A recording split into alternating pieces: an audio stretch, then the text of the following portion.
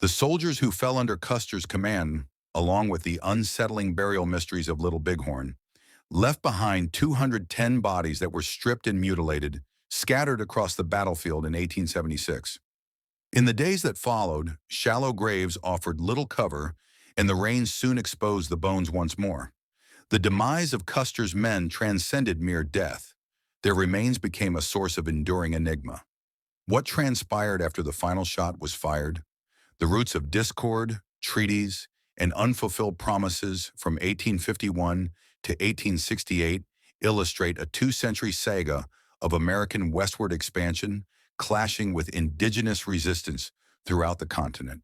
By the mid-19th century, this struggle escalated on the Great Plains, where tribes such as the Apache, Comanche, Cheyenne, and notably the Lakota Sioux showcased formidable military prowess. Small, agile groups of warriors, equipped with bows, axes, and limited firearms, inflicted significant losses on both settlers and U.S. troops. The Lakota's remarkable horsemanship and strategic combat techniques consistently confounded American military strategists who underestimated their adversaries. In response to the escalating costs of ongoing military engagements, the U.S. government pursued a diplomatic resolution through the 1851 Fort Laramie Treaty. This accord acknowledged the sovereign lands of 8 native tribes, delineating distinct boundaries while ensuring safe passage for white settlers along the Oregon Trail. For American officials, the treaty was seen as a practical compromise, recognizing tribal sovereignty while safeguarding commercial interests and migration routes. However, violations of the treaty began almost immediately after its ratification. Traditional tribal adversaries continued to engage in conflict when hunting expeditions led them into disputed territories. The discovery of substantial gold reserves on native lands prompted a surge of fortune hunters who disregarded established boundaries. Settlers established unauthorized settlements on protected territories, while the federal government took minimal measures to uphold treaty agreements. The lack of governmental action led to growing frustration among tribal leaders who had engaged in negotiations with sincerity. By 1866, these tensions culminated in what is now referred to as Red Cloud's War. The Lakota leader, Red Cloud, rallied warriors to protect their lands, which were guaranteed by treaty from encroachment. This 2-year conflict resulted in around 200 deaths among American military personnel and civilians, alongside numerous native casualties. Acknowledging the significant military costs associated with ongoing hostilities, the U.S. government returned to negotiations, resulting in the Second Fort Laramie Treaty of 1868. This treaty reaffirmed the territorial rights of the natives and included American commitments to prevent settler intrusions. However, when gold prospectors breached the new treaty by entering the Black Hills, the government's enforcement was inconsistent and ineffective. The overwhelming influx of settlers surpassed military efforts to uphold the treaty's terms. This cycle of agreements made and subsequently violated set the stage for the tragic confrontation at Little Bighorn. The graves that would later dot the Montana hills were not merely the result of shovels. They were the outcome of decades of unfulfilled promises, cultural misunderstandings, and conflicting visions for the American West. The years from 1868 to 1876 saw escalating tensions and preparations for battle. The economic ambitions of the U.S. government clashed directly with Lakota sovereignty in the aftermath of the Second Fort Laramie Treaty. Federal authorities sought the gold and timber resources in the Black Hills, while railroad companies advocated for the Northern Pacific route to traverse the last productive buffalo hunting grounds. These commercial interests fostered a policy of intimidation, which included violent raids against native settlements that resisted relocation to reservations. 2 prominent Lakota war leaders, Sitting Bull and Crazy Horse, emerged as key figures in the resistance. Both leaders opposed American expansion and gathered warriors to protect their lands. At first, numerous Sioux and Cheyenne groups were reluctant to join the fight, favoring diplomacy instead. However, this stance shifted as ongoing violations of treaties revealed the insincerity of American commitments. By early 1876, a significant number of warriors had assembled in Montana Territory under the leadership of these prominent figures. The U.S. Army sent Lieutenant Colonel George Armstrong Custer to find and confront these adversaries. On June 22, 1876, Custer led the 7th Cavalry on a reconnaissance mission, detached from the main force. 3 days later, his scouts discovered a native camp roughly 14 miles east of the Little Bighorn River. Custer intended to launch a surprise assault the next day, allowing his troops and horses to recuperate. This strategic plan unraveled when Crow scouts informed him that Lakota warriors had detected their trail. Concerned that the element of surprise was compromised, Custer made the critical choice to attack at once, rather than risk the native forces scattering or fortifying their defenses. The 7th Cavalry advanced toward the camp without waiting for reinforcements or fully assessing the size of the enemy. The Battle of Little Bighorn, marking Custer's last stand, unfolded on June 25, 1876. As noon approached, Custer executed his battle strategy by dividing his 700 soldiers into 3 tactical groups. Major Marcus Reno was tasked with assaulting the southern part of the village directly, while Captain Frederick Benteen was to maneuver around to obstruct possible escape routes. Custer himself would lead 210 men in a northern strike, aiming to encircle the native forces between the converging cavalry units. The 7th Cavalry confidently entered the valley, while in the native camp, the first alert came from children playing by the river who noticed dust clouds from the advancing soldiers. In a matter of minutes, Sitting Bull coordinated the evacuation of non-combatants, while Crazy Horse gathered warriors to confront the impending threat. Unlike prior confrontations, the indigenous forces exhibited exceptional discipline, executing a unified defense instead of dispersing. U.S. military intelligence had severely miscalculated both the number and weaponry of the native force. Instead of the anticipated 800 warriors, around 2,000 Lakota, Cheyenne, and Arapaho fighters were prepared to face the cavalry. Many were armed with repeating rifles, including Winchester and Henry models capable of firing multiple rounds without the need to reload, which were technologically advanced compared to the single-shot Springfield carbines issued to Custer's troops. As Custer's detachment approached from the north, they encountered overwhelming resistance. Native warriors swiftly surrounded his position, isolating him from the other cavalry units. The combat was fierce yet short-lived. Within an hour, every soldier in Custer's immediate command was dead on what would later be known as Last Stand Hill. The swift disintegration of Custer's force is regarded as one of the most significant military failures in American history. No white survivors were left to narrate the final moments of the battle. The native accounts gathered years later frequently contradicted one another, having been transmitted through generations of oral storytelling and translation. Some recounted Custer's men fighting in organized formations until the very end, while others portrayed scenes of chaos and disorder. Crow Scout Ashish Shisha, Curly, who observed parts of the battle from a distance, later recounted witnessing Custer's initial assault being repelled before the troops retreated to higher ground for their final stand. Meanwhile, the other cavalry detachments, engaged in their own desperate struggles, remained oblivious to Custer's fate. For 2 days, Reno and Benteen's combined forces maintained defensive positions under siege, believing Custer had escaped to safety. It was only upon the arrival of reinforcements on June 27th that the reality became apparent. The native coalition had already retreated, taking their deceased and injured with them, while leaving the fallen soldiers of Custer behind. Captain Frederick Benteen, upon reaching Last Stand Hill, observed the grim tableau. The arrangement of the bodies indicated not a strategic last stand, but rather a disordered flight, with men scattered chaotically, seemingly having forsaken their horses and tactical formations in frantic attempts to flee. The corpses were strewn across the hillside and ravines in a manner that suggested panic rather than organized resistance. The battlefield presented a disturbing sight for the relief forces, with 210 bodies spread across the undulating landscape, already altered by death and exposure. This discovery was merely the onset of a troubling aftermath to the battle, as the fate of these remains would continue to evolve in the subsequent days, months, and years. The aftermath on the battlefield, known as the Hasty Burial, took place from June 25th to 28th, 1876.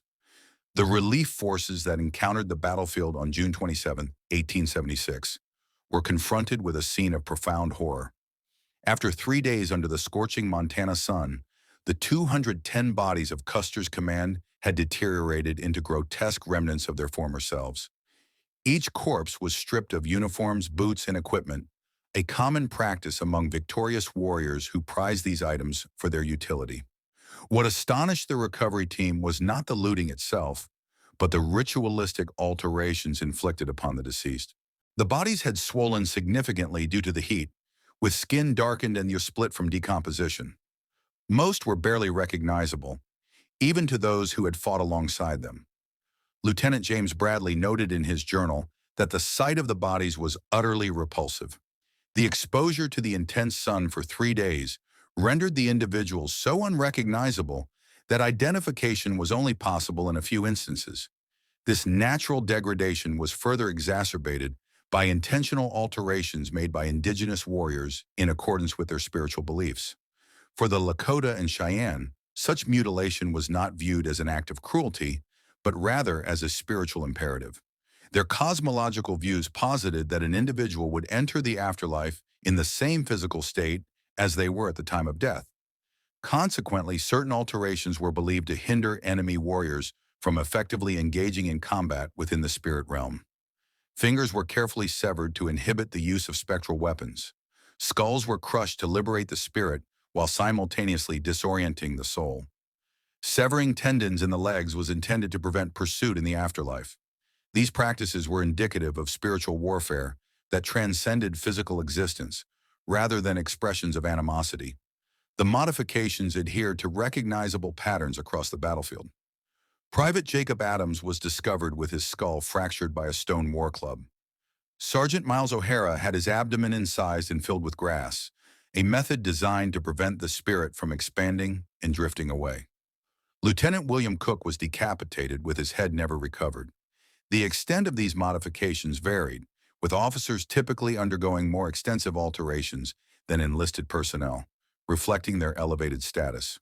Custer's remains received particular attention, suggesting that the warriors acknowledged his leadership role. Contrary to popular media claims that his body was left untouched out of respect, historical records confirm that significant alterations were indeed made. A sewing awl was inserted into each ear, serving as a symbolic punishment for disregarding warnings to avoid native territories. An arrow was thrust through his genitals, symbolically hindering his ability to produce more adversaries in the afterlife. These actions were not mere acts of senseless violence, but rather a strategic form of spiritual combat against a powerful foe. The burial team, led by Major Marcus A. Reno, encountered significant logistical difficulties. With an ongoing military operation and the threat of further native assaults, they lacked the time and resources for a proper burial. The entire regiment had only a dozen shovels and a few axes, which were wholly insufficient for interring over 200 men in the hard prairie soil. Lieutenant Edward Godfrey recalled that the ground was so compacted and sun-baked that it was nearly impossible to break it with the limited tools available. Consequently, the graves were alarmingly shallow, with most bodies receiving only a few inches of soil cover, barely enough to hide them from immediate sight. Private Peter Thompson's diary remarked that, in many instances, we could do no more than create a slight depression and cover the remains with a thin layer of earth. The graves were marked with makeshift materials, including wooden stakes from ammunition crates, lodge poles left behind by the native camp, and, in some cases, broken cavalry gear. Custer's remains were afforded slightly better treatment in death, as his grave was dug to about 18 inches, deeper than most, yet still inadequate by conventional burial standards. A wooden stake indicated his resting place, with his name inscribed on a slip of paper, rolled into a spent cartridge case, and affixed to the marker. Lieutenant Harrington, documenting this process, noted, "We did what we could to honor our commander, but the circumstances allowed for little ceremony or depth. A medical examination prior to burial indicated that Custer succumbed to 2 gunshot wounds, one to the chest that likely caused instant death, and another to the left temple. The chest injury exhibited considerable hemorrhaging, suggesting it occurred while the individual was still alive. In contrast, the head injury displayed only slight traces of blood, implying it might have been inflicted after death. These observations were documented by Assistant Surgeon Henry Porter, who conducted preliminary examinations prior to the burials. The burial team completed their somber duty on June 28, 1876. As they left, having hastily covered the graves beneath the Montana sky, They were acutely aware of the transient nature of their efforts. Captain Thomas French remarked to his lieutenant, "The first substantial rain will reveal them all." His statement would later prove to be eerily prescient, as nature began to reverse their insufficient measures. Within weeks of the burials, summer storms swept through the Little Bighorn Valley. Rain eroded the thin layer of soil, while coyotes and wolves, attracted by the scent of decay, disturbed the shallow graves. Reports reached military headquarters indicating that Custer's men were re-emerging across the battlefield. Public indignation escalated as newspapers depicted the fallen soldiers exposed to the elements once again. Military officials now faced increasing pressure to return to Little Bighorn and grant these soldiers the honorable burial they rightfully deserved.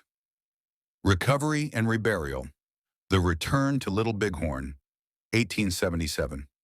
By autumn 1876, newspapers nationwide published alarming accounts regarding the state of the Little Bighorn battlefield. Settlers in Montana and military patrols corroborated the fears of many. The rush burials had proven inadequate. Intense summer thunderstorms had washed away the scant soil covering, revealing skulls, rib cages, and limbs scattered across the undulating landscape. Scavenging wildlife had pulled bones from the shallow graves, dispersing them among the prairie grass. The New York Herald characterized the situation as "our honored dead lying in desecration," while the Army and Navy Journal condemned it as a violation of the dignity of the service. Elizabeth Custer, the widow of Lieutenant Colonel Custer, initiated a personal campaign to ensure a dignified burial for her husband and his fellow soldiers. On September 10, 1876, she directly appealed to President Ulysses S. Grant, stating, "I implore you, sir, to recognize that these individuals are not just soldiers, but sons and husbands who merit a Christian burial." Her heartfelt request struck a chord with the public, leading to an influx of supportive letters directed to Congress and the War Department from citizens and veterans organizations. Military communications highlight the bureaucratic obstacles involved in addressing this poignant matter. Lieutenant General Philip Sheridan communicated with General William Tecumseh Sherman on December 12, 1876, expressing, "I am constantly approached by the wives and families of officers who perished alongside General Custer. They plead for their loved ones to receive a proper Christian burial. Is it possible for the War Department to allocate funds for the retrieval of the officers' remains at the very least?"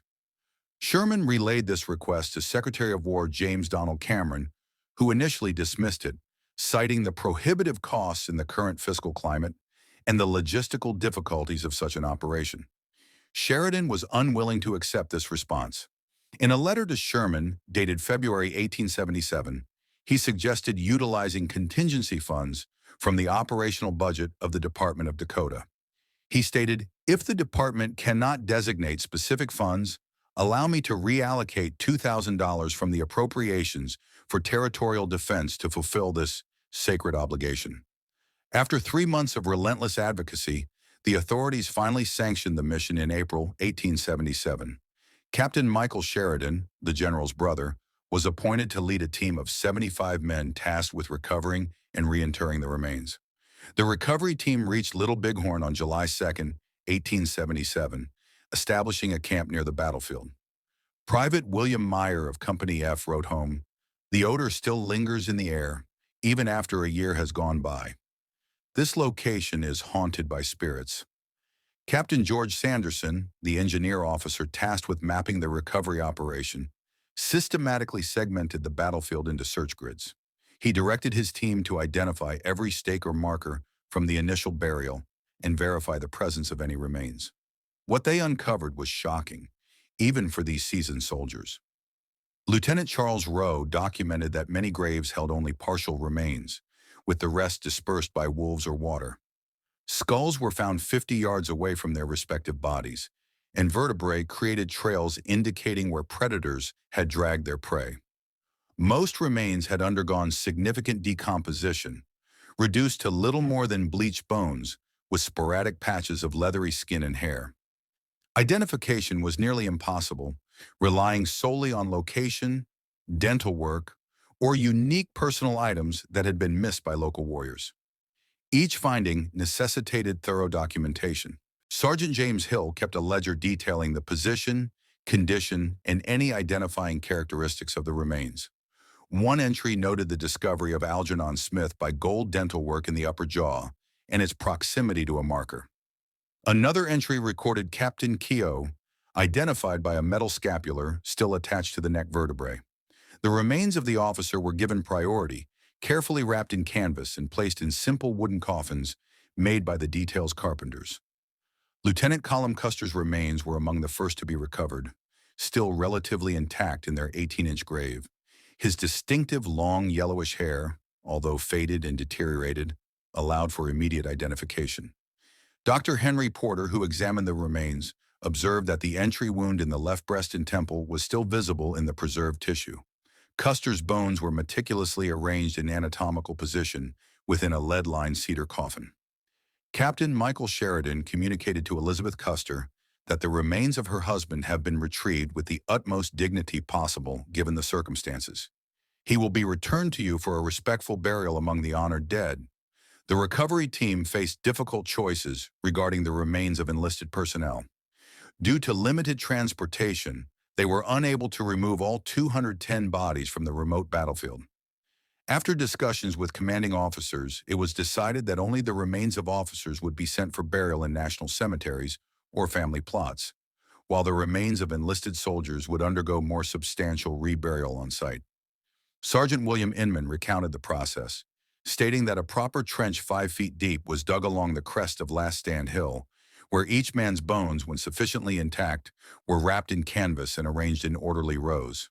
This account challenges some historical records that claim all remains were hastily collected into a single mass grave. Military documentation clearly differentiates between the remains of officers that were removed and those of enlisted men who were reburied under improved conditions at the site. The debate surrounding this process continues in historical narratives. Captain Sanderson's official report indicates that the enlisted men were reinterred with appropriate military honors in a common grave at the site of final defense. However, Lieutenant Edward Godfrey later noted that the reburial was not as thorough as officially stated, owing to time limitations and the dispersed nature of many remains. Some historians argue that while the officers' remains were fully recovered, the enlisted men received only minimal enhancements to their original graves. The notorious photograph taken by John H. Fouch in 1877 serves as troubling evidence in this discussion, as it depicts human bones visibly exposed on the battlefield months after the recovery mission had concluded, contradicting official claims that all remains had been properly reburied. In October 1877, meteorologist Franklin Wells documented in his journal that bone fragments were visible in various locations, indicating either incomplete recovery or erosion of burial sites. As summer transitioned to autumn, the remains of the officers began their lengthy journey home. Custer's body was transported by wagon, riverboat, and train to West Point, New York, arriving on October 8, 1877. 2 days later, with full military honors, including a 17-gun salute and the presence of President Rutherford B. Hayes, George Armstrong Custer was interred in the West Point Cemetery. Elizabeth Custer, dressed in mourning attire, received the folded flag as cavalry trumpets played the somber notes of taps. Captain Thomas Custer, George's brother, was also laid to rest at Fort Leavenworth National Cemetery in Kansas. Other officers were returned to their family burial sites across the country, with Lieutenant James Calhoun going to Cincinnati, Lieutenant William Cook to Hamilton, Ontario, and Captain Miles Keogh to Auburn, New York.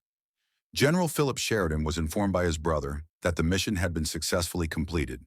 In a letter to the War Department dated August 15, 1877, he stated that all remains had been appropriately handled, with officers returned for proper burial and enlisted personnel interred with respect at the battle site.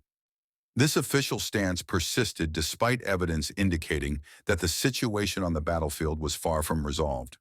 The most lasting tribute to the fallen at Little Bighorn would not materialize until 1881, when a more significant monument was constructed. A 7-foot granite shaft was erected atop Last Stand Hill, and during this process, the remaining bones of enlisted men were more thoroughly collected into a proper mass grave surrounding the monument. Despite the initial victory at the Battle of Little Bighorn in 1876, which was a significant achievement for the Lakota and Cheyenne, Army Inspector Oscar Hagen observed that remnants of the conflict remained scattered across the battlefield, making complete recovery impossible due to the passage of time and environmental factors. Tribal leaders, including Sitting Bull, understood the long-term implications of this victory, predicting that it would provoke a stronger response from U.S. forces. Their concerns were validated as news of Custer's defeat stirred American public sentiment, transforming the 7th Cavalry into martyrs and elevating Custer to a legendary status. The Chicago Tribune's call for severe punishment against Native Americans led Congress to approve increased military funding aimed at suppressing Native resistance. In response, the U.S. Army, under General Alfred Terry, initiated a large-scale campaign in the Montana Territory to locate and subdue hostile tribes. Colonel Nelson Miles employed winter campaigns to exploit the vulnerability of Native groups, attacking villages and destroying food supplies, which proved to be more effective than direct military confrontations. Consequently, Native surrender became a gradual but inevitable process, with Crazy Horse surrendering in May 1877 and Sitting Bull ultimately yielding in 1881 after fleeing to Canada and facing starvation. By 1877, most warriors involved in Custer's defeat had recognized the futility of further resistance against such overwhelming force. The ultimate reward, the Black Hills, was permanently transferred to American governance without any form of compensation. The pace of gold extraction surged significantly as mining enterprises set up operations throughout the area. By 1880, consistent shipments were sending gold worth over $300,000 per load to banks in the East. The sacred territory for which many had fought and died generated substantial wealth, none of which was shared with the native peoples who regarded it as the heart of their spiritual existence. The remains of Custer's soldiers now rest in designated graves, yet the struggle over cultural remembrance persists. For numerous Americans, Little Bighorn signifies a heroic sacrifice. Conversely, for Native peoples, it represents both a fleeting victory and the onset of their ultimate oppression. The battlefield not only commemorates the memory of the deceased soldiers, but also narrates the tale of a continent's disputed ownership, inscribed in blood and bone across the Montana plains.